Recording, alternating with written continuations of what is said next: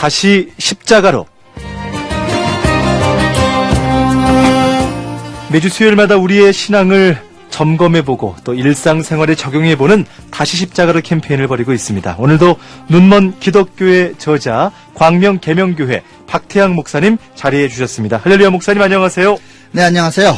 오늘이 벌써 10월 첫날이네요. 네. 이번 달도 주 안에서 승리하는 극동방송 가족이 다 되시기를 바랍니다. 아멘. 10월의 첫날 이제 가을의 문턱입니다. 분주했던 여름을 뒤로하고 이 가을에 참 감성적으로 우리의 믿음을 터치해보면 어떨까 하는 생각이 들어요, 목사님. 네, 그렇죠.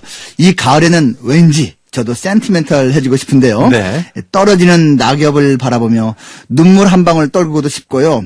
아무튼 그렇습니다. 네. 참, 하여튼 이런 분위기에 어울리는 오늘 영적인 터치, 다시 십자가로 어떤 내용입니까? 네, 오늘은요, 이번 달에 실천해보면 좋을 몇 가지 감성 터치를 위한 팁을 가져왔습니다. 10월에 어울리는 어떤 영적인 훈련, 궁금한데요. 어떤 겁니까? 먼저, 가을하면 책 읽기 아닙니까? 읽어야죠. 독서죠. 예. 건전하고 유익한 신앙서적을 이번 달에는 꼭 읽어보시기 바랍니다. 네. 경건서적을 읽어보라.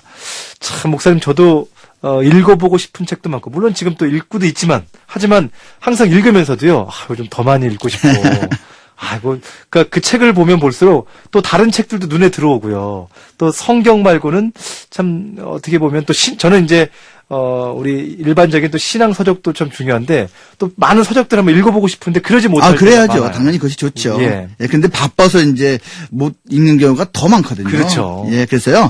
이제 마음을 추스리고 좋은 책을 그중에서도 신앙 서적을 이번 달에는 한번 읽어보라고 권면하는 겁니다. 네. 책을 읽으라고 해서 꼭 구입하실 필요는 없지요.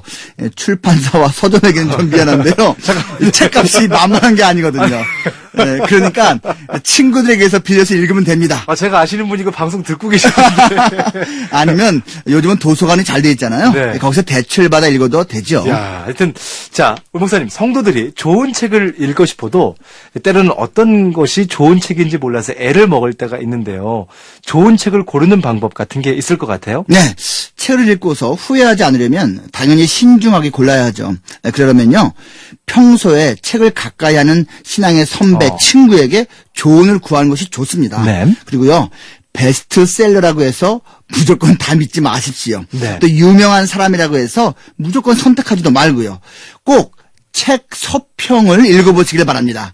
책 추천사가 아니에요. 서평을 읽어보시면 그것이 객관적인 그러한 판단이거든요. 네. 요즘 인터넷 검색만 잘해도요. 거기서 먼저 읽은 독자들의 서평이 있으니까요. 참고하시면 도움이 될 것입니다. 그러니까 책 읽는 시간을 따로 할애하기 힘든 분들도 많죠. 바쁘신 그렇죠. 분들 많이 계신데 그래도 읽도록 하라. 우리 목사님 말씀하시겠죠? 네, 물론이죠.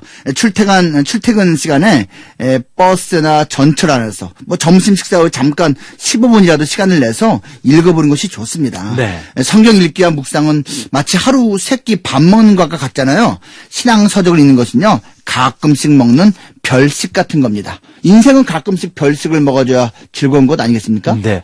그러니까 책을 읽으면서 또 라디오를 들으면서 읽을 수 있으니까. 그렇죠. 맞습니다. 자, 그럼 이 가을 추천해 주실 또 감성 터치 훈련 어떤 것이 있을까요? 네, 이건 좀 특별한데요. 의미가 있어요.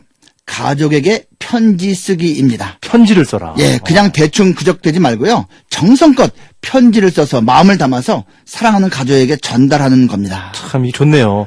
요즘 이메일, 문자, 카톡, 사실 이런 것들이 넘쳐나다 보니까 진짜 편지를 주고받는 경우가 참 드물죠. 드물죠. 직접 손으로 쓴 가족 편지를 받으면 그 감동이 남다를 것 같습니다. 네, 그런데요. 특별히 아버지가 하면 감동이 몇 배입니다.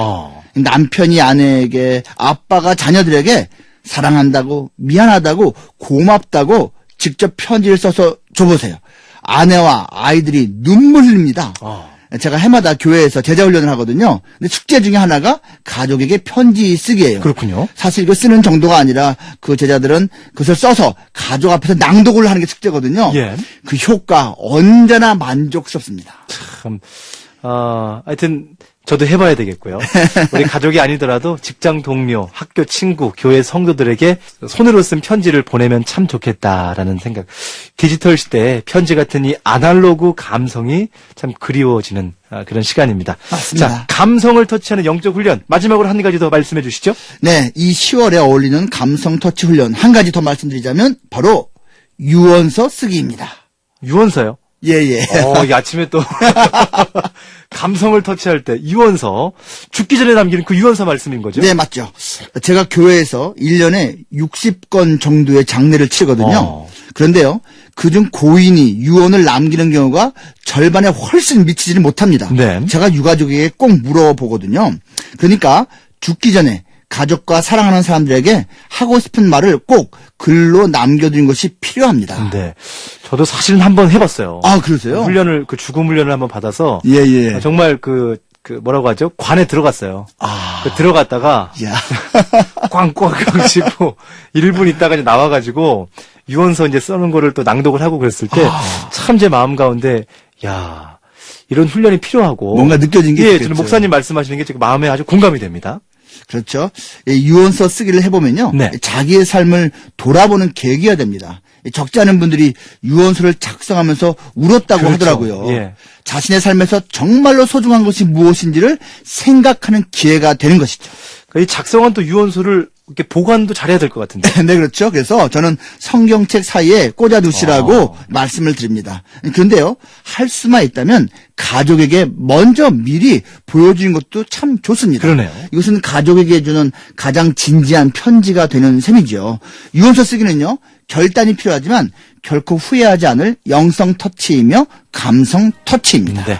이 가을에 감성 터치할 수 있는 영적인 훈련. 좋은 신앙서적을 읽고 가족에게 편지를 써보고 또 유언서를 써보라. 오늘 이 가운데 하나라도 한번 실천해보면 어떨까요? 오늘 눈먼 기독교의 저자 광명계명교회 박태양 목사님과 함께했습니다. 빌리빙은 리빙이고 리빙은 빌리빙입니다. 오늘도 주 안에서 행복하시기를 바랍니다. 감사합니다.